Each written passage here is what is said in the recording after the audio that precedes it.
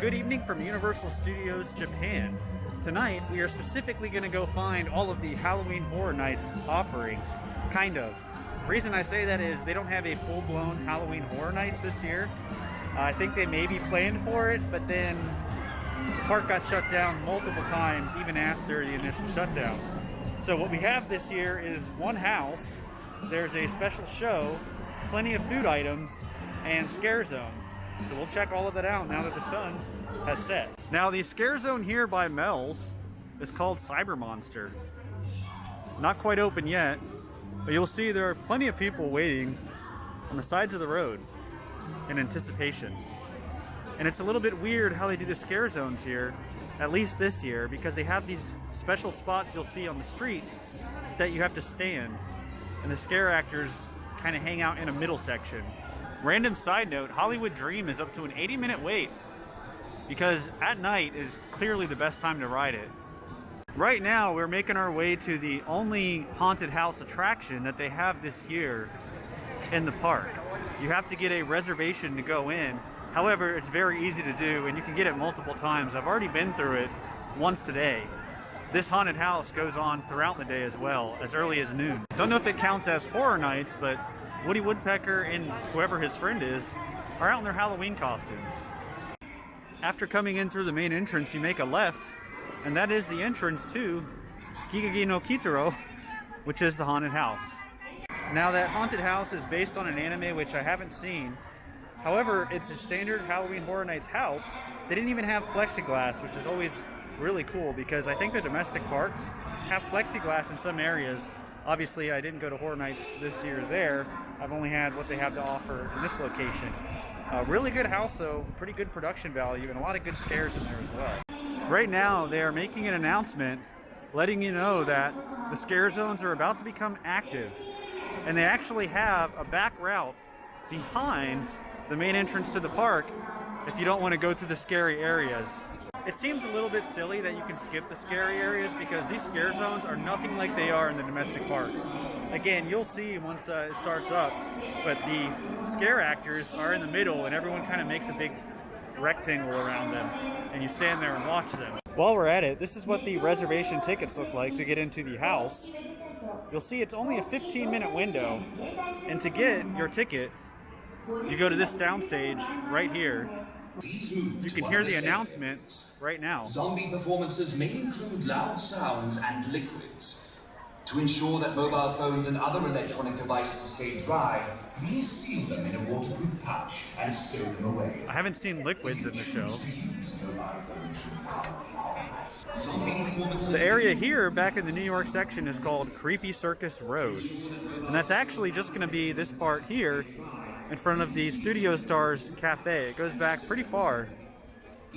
And also, back over here in the courtyard section, they have a crazy zombie dance party, which is actually really awesome, and the crowd gets super into it. I'm gonna go ahead and try to get something off the Halloween menu before the festivities start. And if you look over there, you'll see the spider signal. Here are the signs for the Death DJ Square zombie dance. But I think I'll probably go into Louis and get some pizza because they have a like pastrami Halloween pizza. Looks pretty good. In front of Finnegan's, you could see everyone getting ready for this scare zone. I don't see a sign though, and I can't recall the name of it.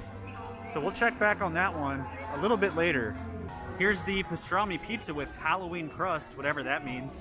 It just looks black. Looks good though. And Halloween fries and pickles with mascarpone dip. That sounds a little odd.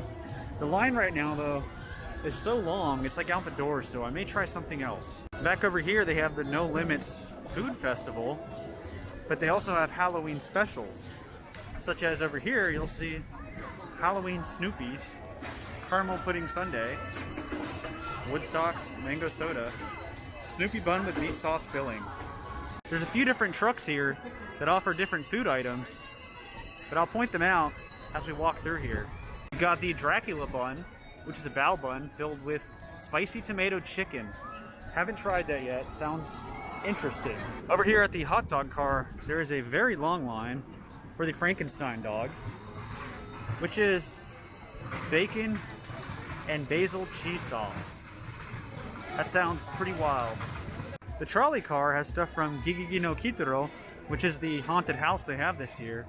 Looks like this churro is sold out. And then they have a Japanese porridge with an eyeball. And my personal favorite, the Chucky cart. It has the most food items too. You've got a cheese curry sauce turkey leg. That sounds weird. This cream float, but this donut right here, I actually got this already, and it is surprisingly good. Caramel and pepper donut. It's super filled inside. The cream's not all on like one side, and the pepper flavor really just makes it taste a lot better. I don't know why, but it works. I hear that they just cued the music, and the scare zones are now active. While we're talking about food though, just about every restaurant has some special Halloween food items. It's crazy how much Halloween food they have. The sign has already changed to Mel's Die-In, and most of the lights are turned off. They do a special Halloween stage show here. I'm not sure what time, but I imagine it's pretty soon because you can see guests are seated everywhere. Nice that they sit down so you can actually get a good view here.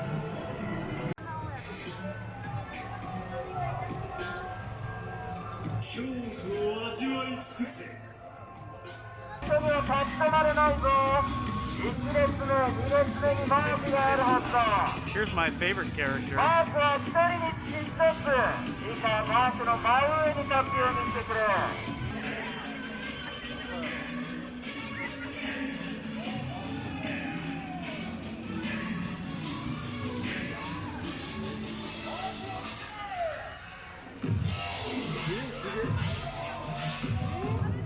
The crowd is already huge out here for the Death DJ. The party's getting ready to start in the square. The Death DJ. Just got a good spot here for the Death DJ show, which just started. They're actually using their chainsaws as instruments, which is pretty awesome.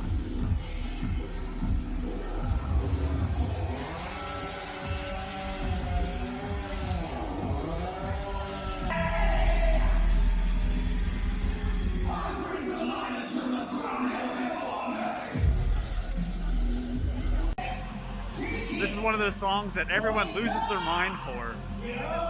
Wait for the drop and you'll see.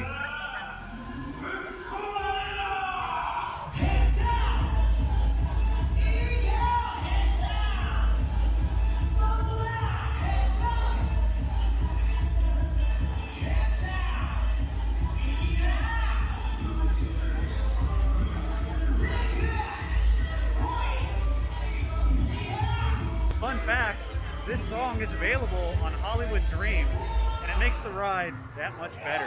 Alright, managed to get into Louis for this Halloween pizza, pastrami pizza with Halloween crust.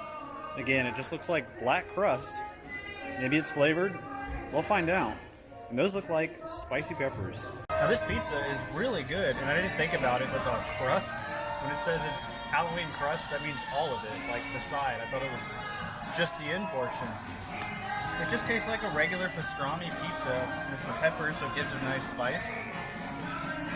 Really good, but not quite as good as the 20th anniversary limited pizza, which unfortunately you don't seem to have right now. Let's now head back towards Backdraft, where the Killer Cuties scare zone is. Welcome to Killer Cutie Avenue. Unfortunately, this one is kind of tough to see unless you get a spot up close, which we'll try to do.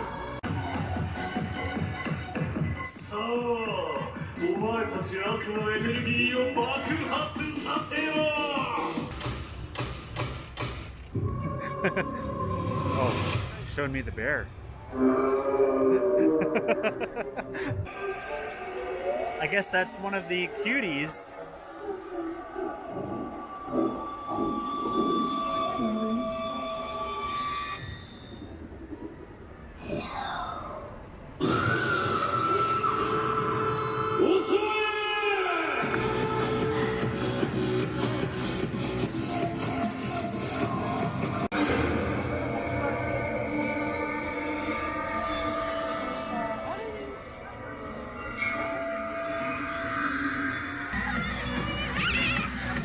sure how this guy made it into the killer cutie zone.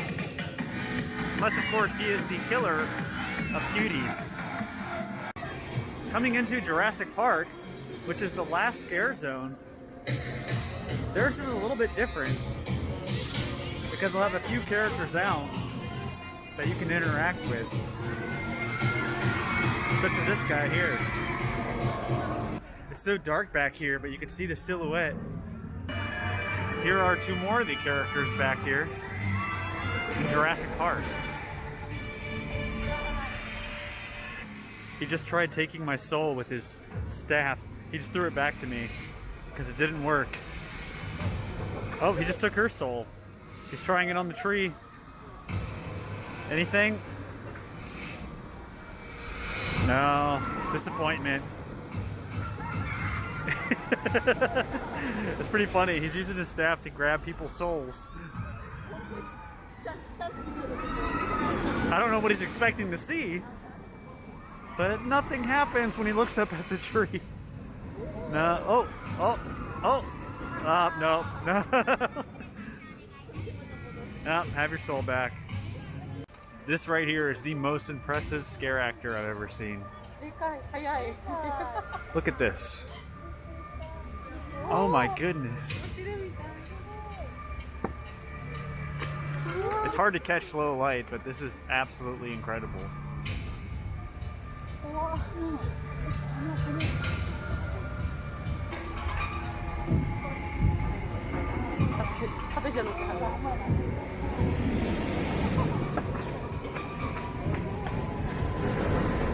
Alright, that is going to do it this evening from Halloween Horror Nights at Universal Japan. It kind of ended abruptly because my camera died, unfortunately, but it was actually a really cool event. I wasn't able to film all of the characters in each section, but they did have a lot of neat scare zones this year, which I did enjoy.